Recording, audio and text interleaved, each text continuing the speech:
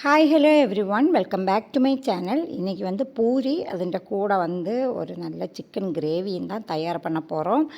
இந்த பூரியில் வந்து ஆட்டா மாவு மட்டும்தான் ஆட் பண்ணியிருக்கிறேன். இல்லாமல் சுஜி இல்லாட்டினா மைதா மாவு எதுவுமே கலக்கலை. இது நான் ரெகுலராக செய்கிற ஒரு மெத்தடில் தான் இன்றைக்கி பண்ணி காட்டியிருக்கிறேன். பூரி வந்து ஆல்ரெடியே நீங்கள் செய்ய தெரியும் அப்படின்னா கண்டிப்பாக இந்த வீடியோ வந்து உங்களுக்கு யூஸ்ஃபுல்லாக இருக்காதுன்னு நினைக்கிறேன்.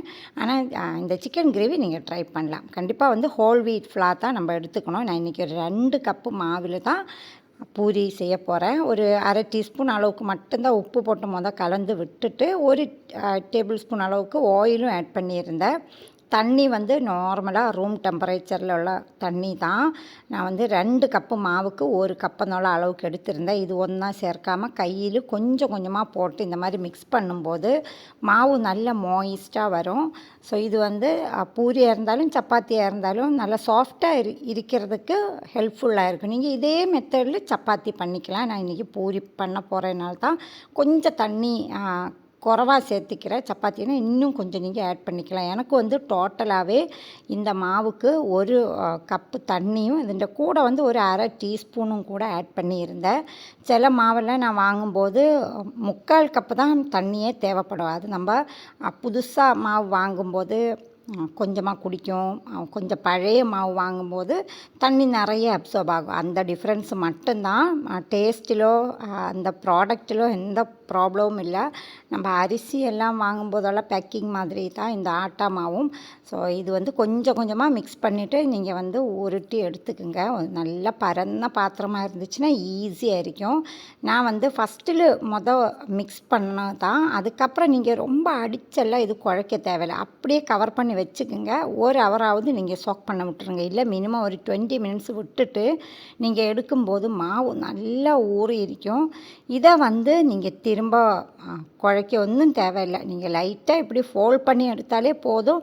நம்ம கையில் இப்படி எடுத்து பார்க்கும்போது கிராக்ஸ் ஒன்றும் இருக்கக்கூடாது. அவ்வளவுதான். நீங்கள் இப்படியே ஃபோல்ட் பண்ணி திரும்பவும் ரெஸ்ட் பண்ண வச்சுட்டு கூட உருட்டலாம். நான் வந்து உடனே செய்ய போகிறேன். எல்லாமே வந்து கரெக்டான போர்ஷனில் எடுத்துட்டு அதுக்கப்புறம் உருட்டிட்டு நம்ம வந்து கவர் பண்ணி வச்சுக்கணும். இல்லாட்டினா மாவு வந்து ட்ரையாக போயிடும். அதே மாதிரி பூரிக்கு மாவு நம்ம தேய்க்கும்போது நிறைய ட்ரையான ஃப்ளார் போடக்கூடாது. நான் வந்து சேம் ஆட்டா மாவு மட்டும்தான் எடுத்திருந்தேன். லைட்டாக வந்து அந்த டேபிளில் வந்து கோட் பண்ணிவிட்டு அதுக்கப்புறம் இப்படி மாவு வந்து தொட்டு தான் வந்து பரத்தினது. கொஞ்சம் கூட ட்ரை ஃப்ளார் ஒட்டி இருக்கக்கூடாது. அப்படின்னா நம்ம போடுற ஆயில் வந்து ரொம்ப கலர் சேஞ்ச் ஆக ஸ்டார்ட் பண்ணிடும். இது வந்து நீங்கள் திருப்பி போட்டே பரத்தினாலே கரெக்டாக இருக்கும். எந்த பகுதி நமக்கு கொஞ்சம் திக்காக இருக்குதுன்னு தெரியல அங்கே மட்டும் நல்லா தேய்ச்சி விட்டுடுங்க. நான் கொஞ்சம் பெரிய சைஸில் எடுத்ததுனால தான் இந்த அளவுக்கு பரத்துகிறேன். சில சமயம் நான் வந்து ரொம்ப குட்டி பூரி தான் செய்வேன். ஸோ இது வந்து நம்ம நல்லா பரத்தி ஒரு 10 வச்சுட்டு அப்புறம் சுட்டுக்கலாம். ஏன்னா வந்து பூரி சப்பாத்தி எது செஞ்சாலும் கல்லாக இருந்தாலும் ஓயிலாக இருந்தாலும் ரொம்ப சூடாக இருந்தால் தான் உங்களுக்கு நல்லா வரும். நான் ஒரு 10 பரத்தி வச்சுட்டேன். ஆயில் வந்து நல்லா சூடாகினதுக்கப்புறம் நீங்கள் போட்டு எடுத்துட்டிங்கன்னா அதை இந்த மாதிரி ஒவ்வொரு பூரியும் நல்லா பொங்கி வரும். ஒரு தடவை நீங்கள் திருப்பி போட்டுட்டு திரும்பவும் அந்த சைடு திருப்பாதீங்க. அப்படியே நம்ம குக் பண்ணி எடுத்துக்கலாம். ஹீட்டு மட்டும் இடையில வந்து ரொம்ப கூடி போயிடுச்சுன்னா கொஞ்சம் அட்ஜஸ்ட் பண்ணி வச்சுக்கோங்க. அவ்வளவுதான். ரொம்ப சிம்பிளான மெத்தடு. இதுக்காக ஒரு சிக்கன் கறியும் ரெடி பண்ண போகிறோம். பட்டை கிராம்பு ஏலக்காய் எல்லாம் போட்டுட்டு 2 வெங்காயமும் கூட ஆட் பண்ணியிருந்து அதுவும் வதங்கும் போது இஞ்சி பூண்டு பேஸ்ட் எல்லாம் சேர்த்து சிக்கன் வந்து மஞ்சத்தூள் போட்டு நான் வந்து ரெடி பண்ணி வச்சுருந்தேன். கட் பண்ணிவிட்டு அதுலேயே வந்து சேர்த்து நல்லா கிண்டி ரெகுலராக நீங்கள் யூஸ் பண்ணுற சிக்கன் மசாலா எடுத்துக்கலாம். நான் இந்த ஒரு மசாலா தான் இப்போ புதுசாக வாங்கி இருந்ததுனால யூஸ் பண்ண போகிறேன். நல்லா வீட்டில் அரைச்ச மசாலாவோட ஃப்ளேவராக இருக்கும். நான் ஆல்ரெடி யூஸ் பண்ணணும் தான். ஸோ இதில் வந்து 3 டேபிள் ஸ்பூன் மட்டும்தான் ஆட் பண்ணியிருந்தேன். எக்ஸ்ட்ரா கொஞ்சம் மஞ்சத்தூள். இல்லாட்டினா நீங்கள் வந்து plain chilli powder, coriander powder, chicken masala எல்லாமே சேர்த்துக்கலாம்.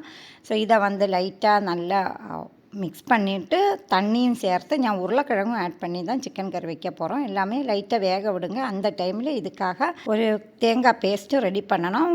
1 கப் அளவுக்கு திருவண்ண தேங்காய், ஒரு 10 சின்ன வெங்காயம், 10 கேஷ்யூ நட்ஸு, இதுன்ற கூட வந்து கஸ்கஸ் கண்டிப்பாக போடுங்க. ரொம்ப நல்ல ஃப்ளேவராக இருக்கும். நான் வந்து 1 டேபிள் ஸ்பூன் போட்டிருந்தேன்.